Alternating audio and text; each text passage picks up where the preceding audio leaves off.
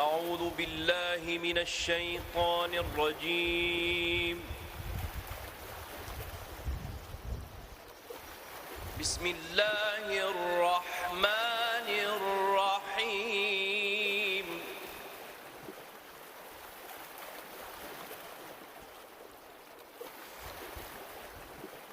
ربنا إنك تعلم ما نخفي وما نعلن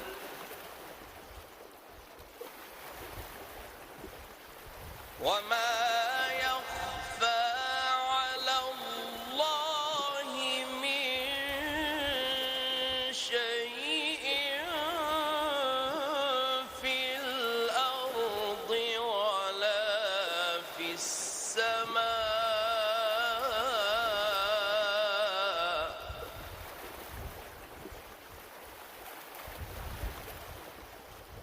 الحمد لله الذي وهب لي على الكبر إسماعيل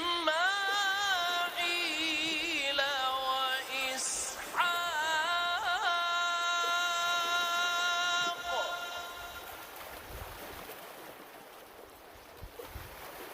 إن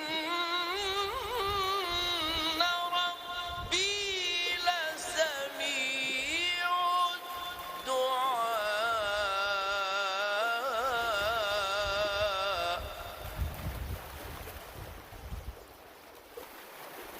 رب اجعلني مقيم الصلاة ومن ذريتي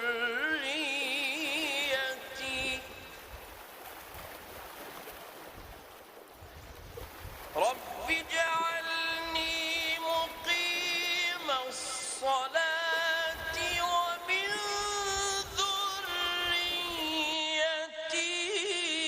ربنا وتقبل دعاء.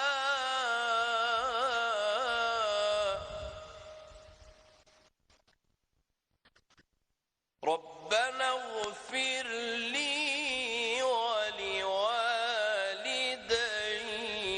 وللمؤمنين يوم يقوم الحساب.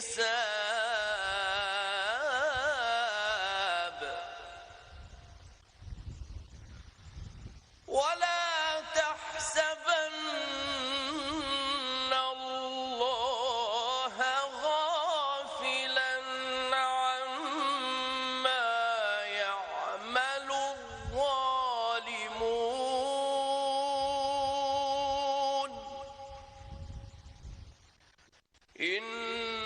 إنما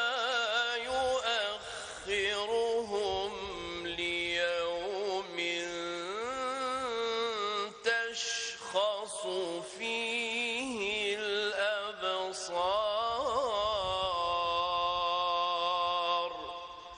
صدق الله العظيم.